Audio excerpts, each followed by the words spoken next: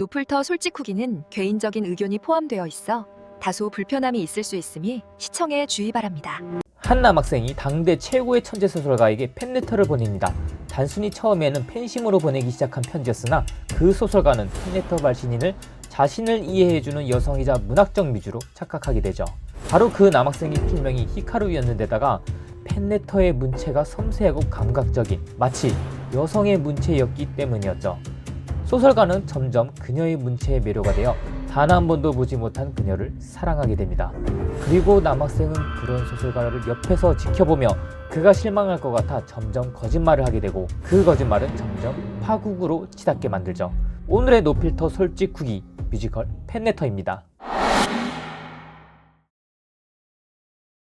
저는 저번 코엑스 시즌 때가 첫 관람이었는데 2층에서 봤었거든요. 근데 진짜 너무 멀어서 집중이 하나도 안 되는 거예요. 2층 2열인가 그 앞에서 봤는데도 너무 몰입이 안 되는 거예요. 그래서 일단 코엑스는 패스하고 나중에 다시 올라오면 그때 꼭 재관해야겠다 결심을 하고 몇 년 후 이번 시즌 예술의 전당 토올극장으로 다녀왔습니다. 이번엔 1층 최대한 앞열로 다녀왔고요.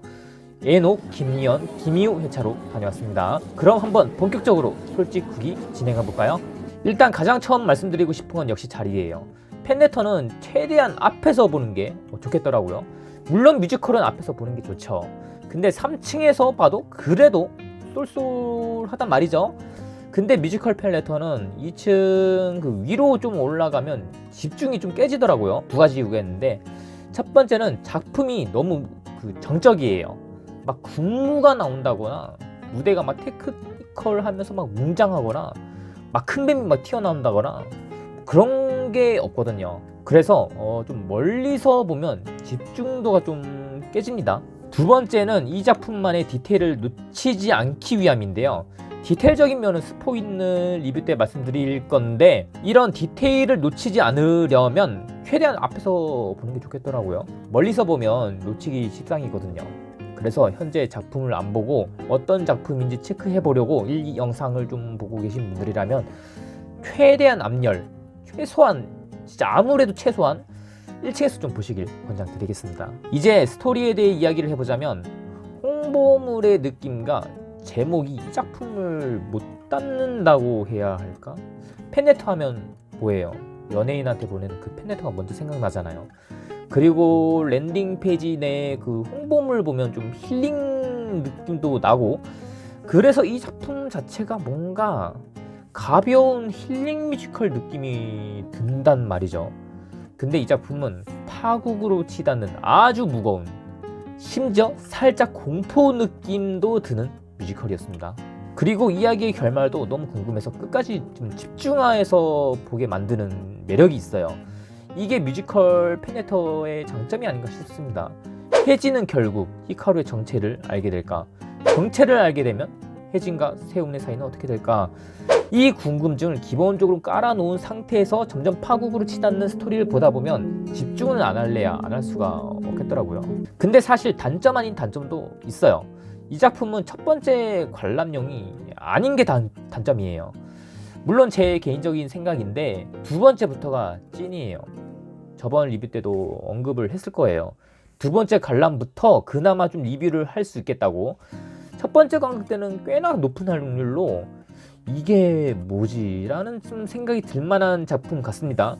저도 처음 볼 때는 저 멀리서 봤다는 그 마이너스적인 요소가 있긴 했으나 스토리가 전체적으로 좀 정리가 안 되는 느낌이 강했거든요.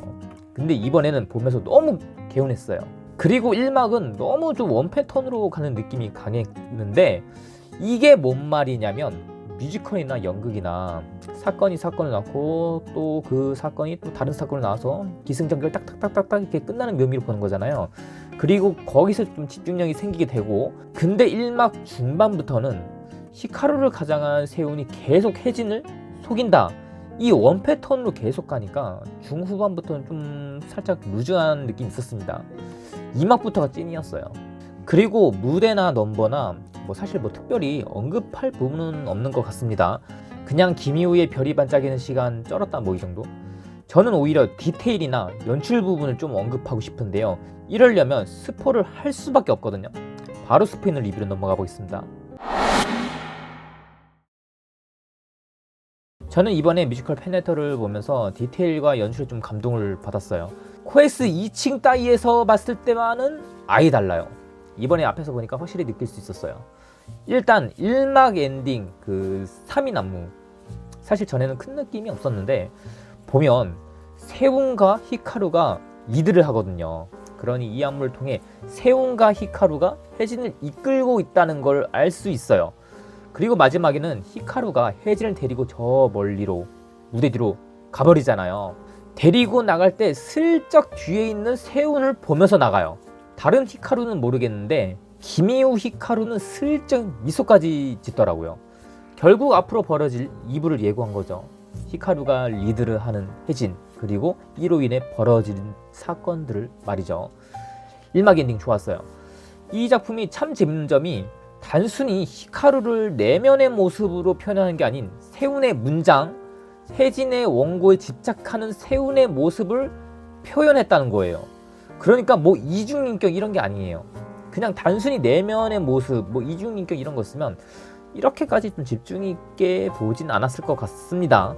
그리고 다음으로 좋았던 점이, 이건 연출인지 아니면 김리연 세운의 디테일인지는 몰라도 2막에서 혜진이 쓰러진 상태에서 세운과 히카루가 싸우는 부분, 그 부분 좋았거든요. 세운이 그 히카루한테 혜진 선생님을 지금 병원에 빨리 데려가야 된다고 하는데 히카루는 또 안 된다, 어차피 죽을 거다, 그러기 전에 빨리 이 원고를 쓰게 해야 된다 막 그러잖아요. 근데 지금 이 히카루의 이 마음이 혜진보다는 혜진의 원고에 집착하는 세운의 마음이란 말이에요. 그래서 이에 대한 디테일을 여기서 보여줘요.